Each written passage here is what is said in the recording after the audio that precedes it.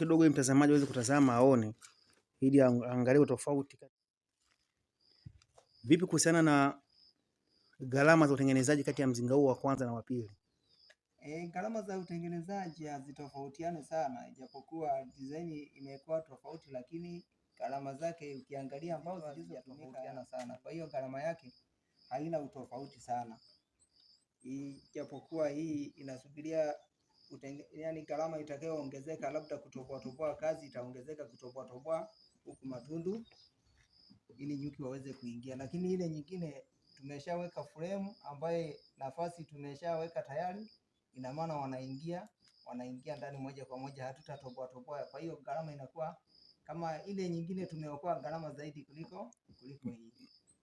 Ila kwa ubora yote ni bora na yote inaweza ikajaza. Tunaomba ushirikiano, naomba ukumbuke kusubscribe na kulike Nebuye TV.